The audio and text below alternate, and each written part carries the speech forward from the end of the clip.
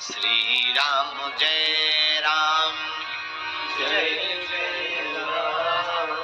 बोलो श्री राम जय राम। इससे सिद्ध हो गया पाप को हटाने के लिए पाप को छोड़ने की जरूरत नहीं है। किसको पकड़ने की जरूरत है? हनुमान जी को। जोर से बोलो, परमात्मा को। इसीलिए हम लोगों को बंधन में नहीं, बंधन में पड़ना है। किसमें पड़ना है? बंधन में। ज्यादा सब दुनिया के लोग पड़े बंधन में, माया के बंधन में, कामनाओं के बंधन में, काम के बंधन में, ईर्ष्या के बंधन में, द्वेष के बंधन में, पैसा के बंधन में, लुगाई के बंधन में। लेकिन हमारी आज की कथा का तीसरा सूत्र बोल रहा, हम लोगों को बंधन में नहीं पड़ना है, बंधन में पड़ना है जी। अगर बंधन में पड़ गए, बंधन अपने आप छूट जाएगा। और तो ठीक है, हम जिनकी कथा सुना रहे हैं उनका काम ही खोलने का है। जो सतबार पाठ कर कोई छूटे बंदी महासुख होई। हनुमान जी का काम ही है बंधन से छोड़ना। पर बंधन से छुड़ाने वाले हनुमान जी कब कृपा करते हैं? बोले जब तुम बंधन में पड़ते हो। बंधन में पड़े हुए व्यक्ति को बंधन में पड़ना चाहिए, और बंधन में पड़ा हुआ व्यक्ति बंधन में पड़ जाएगा तो उसे पाप को नहीं छोड़ना पड़ेगा, परमात्मा को पकड़ना पड़ेगा और प्रभु की कृपा उस पर हो जाएगी। जय श्री राम, जय श्री राम। अब आपने दूसरा प्रश्न ये किया कि अगर परमात्मा, आपने कहा कि पाप को अगर छोड़ भी दिया और प्रभु को पा भी लिया तो हम ये कैसे माने कि हमारी भक्ति स्वीकार हो रही? बहुत लोगों का प्रश्न है ये कि हम पूजा तो करते हैं पर इसका पता कैसे करें कि भक्ति स्वीकार हो रही या नहीं।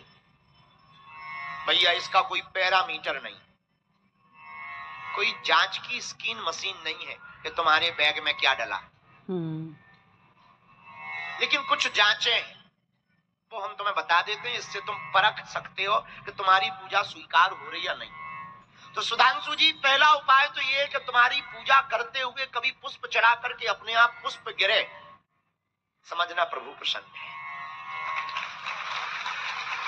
पूजा करते हुए, प्रार्थना करते हुए कभी कभी तुम्हारी आंख भर आए, आंसू डबडबा जाए बिना किसी स्वार्थ के, समझना उसने भी तुमको याद किया है। और तुम्हारी पूजा स्वीकार हो रही कि नहीं, इसकी तीसरी नजर बहुत गजब की है, थोड़ी कठिन है पर अभ्यास से आ जाएगी। सुधांशु जी, अगर आपकी पूजा स्वीकार हो रही या नहीं इसका तुम्हें पता लगाना है तो याद रखना, भक्त जब भगवान की पूजा करता है तो फिर भक्त नहीं बचता, वो भी भगवान के समान हो जाता है। तो नहीं है, एक अभी किसी ने, भारत में अभी बहुत बड़ा विवाद चला राधा और कृष्ण पर, बहुत विवाद चला राधा की शादी पर, कृष्ण के तत्व। किसी ने हमको कहा कि आप क्यों नहीं बोलते? हमने कहा हम राधा, हम किसी भी संतों के खिलाफ नहीं बोलते, हमारी एक आदत है, हम कभी किसी संत के खिलाफ नहीं। हम बोलेंगे तो नया बखेड़ा खड़ा होगा, क्योंकि हम जो बोलेंगे वो खुजली वाला बोलेंगे, नया बखेड़ा पैदा होगा। इसलिए हमने एक भी शब्द नहीं बोला, पूरे द्वंद्व में एक शब्द नहीं हमने, और जानबूझ के नहीं बोला। पर हमसे कोई बाद में, अब जब विवाद निपट गया तो फिर किसी ने कहा कि अब तो बताओ महाराज तुम क्या बोल रहे?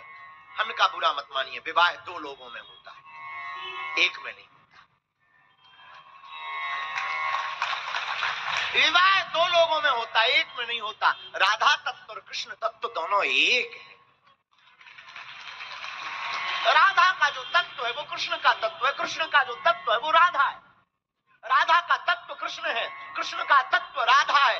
दोनों अलग नहीं है, दोनों फोटो कॉपी है। और दोनों फोटो कॉपी दो फोटो कैसे मानी जाएगी?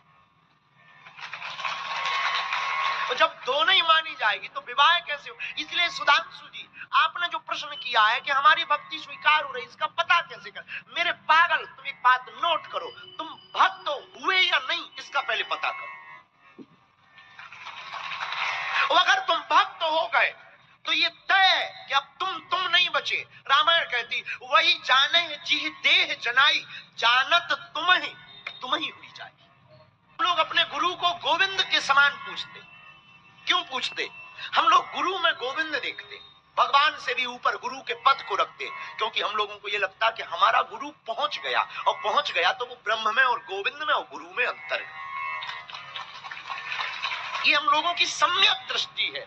इसलिए प्रिय सुधांशु जी, आपने कहा कि पूजा स्वीकार, बुरा मत मानना, तुम्हारी पूजा भी स्वीकार नहीं हुई क्योंकि तुम्हें प्रश्न खुजली की, इसीलिए स्वीकार नहीं। जिसको खुजली उठ रही है मतलब वो पहुंचा नहीं, वहां तक नहीं पहुंचा। जो डूब गया वो बोल नहीं पाता कि मुझे बचाओ, डूब जाता है। और जो डूबता नहीं है, कंठ तक पानी में रहता, वो चिल्लाता है मुझे बचाओ।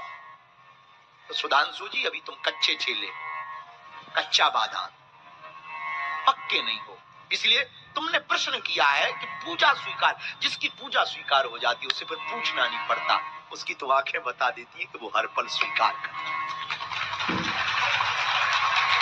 इसलिए प्रिय सुधांशु जी, याद रखना, मैं तुम्हें प्रार्थना करके बताऊं, विद्वान बैठे हैं, आचार्य बैठे हैं, नर्तकी जब नाचते हुए मदमस्त हो जाती है तो वो भूल जाती है कि वो रोड पर नाच रही है या राज दरबार में नाच रही है। जब कोई गायक गाना गाता है तो वो भूल जाता है मैं बाथरूम में गा रहा हूं या किसी सायंसाई दरबार में गा रहा हूं। जब कोई चित्रकार पेंटिंग करने बैठता है और वो भूल जाता है, तब वो ये ख्याल भूल जाता है कि मैंने चाय कब से नहीं पी है। तब तो वो चित्रकार है, तब तो वो नर्तकी है, तब तो वो संगीतज्ञ है। और साधक जब बैठ जाता है तो हिमालय की चोटी पर बैठा हुआ साधक भूल जाता है कि बर्फ गिर रही है कि आग गिर रही है।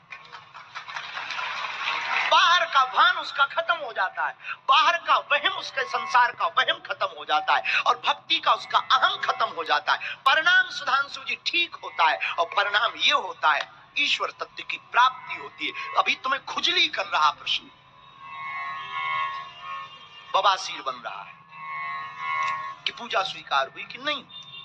जिस दिन हो जाएगी तुमको ये पूछने की आवश्यकता नहीं। हमारे वृंदावन की प्रसिद्ध कथा है, एक चौबे जी है वृंदावन में, चौबे परिवार बहुत, तो बहुत पुराने समय में वृंदावन के एक चौबे जी ने भांग खा ली और भांग खाई इतनी कि वो बेटा को लेकर गए थे, बेटे को कंधे पे बैठाकर अपने ही बेटे को खोजने लगे और पूरे मथुरा में खोजा और लोगों से पूछते थे क्या तुमने हमारा डमरू लाल देखा? लोग चौंके, ये डमरू लाल कौन है? बोले बेटा देखा हमारा। लोगों को लगा कि एक बेटा तो कंधे पे बैठा हुए, शायद दूसरा होगा। बोले हमने नहीं देखा, पूरे मथुरा में खोजा और बेटे के ऊपर बैठा है। लेकिन जैसे ही जब घर में आएगा, शायद घर चला गया होगा, और जैसे ही घर में आए और सीधे प्रवेश कर गए तो बच्चे का सिर फटाक से दरवाजे पर लगा, खटा, और रोया। तो ऊपर देखा, कौन है? पापा मैं। न कटा, तू ऊपर बैठा कंधे पर, मैं तुझे मथुरा में ढूंढ रहा। ये तब से एक कहावत सिद्ध हो गई कि गली में छोरा नगर में ढिढोरा, मोहल्ले में छोरा और नगर में ढिढोरा। तो जब व्यक्ति इतना भूल जाए अपने आप को कि मैं कौन हूं, तब समझना तुम भक्ति के लय में विलय हो गए, भक्ति के रस में विलय हो गए। तो भक्ति के रस में आपको विलय होना है तो यही उपाय है कि आप अपने आप को भूल जाओ। बुरा ना मानना, हम एक प्रार्थना तुमको करें। जब तुम संसार में रहो तो तुम संसार में इतने डूब जाओ कि संसार में, जगत में ही तुमको जगदीश दिखने लगे। तुम जब जगत में रहो तो मेरे पागलों इतने डूब जाओ कि तुम्हें जगत में जगदीश दिखाई दे, और जब तुम जगदीश के सामने रहो तो इतने डूब जाओ कि तुम्हें जगदीश में जगत दिखाई दे।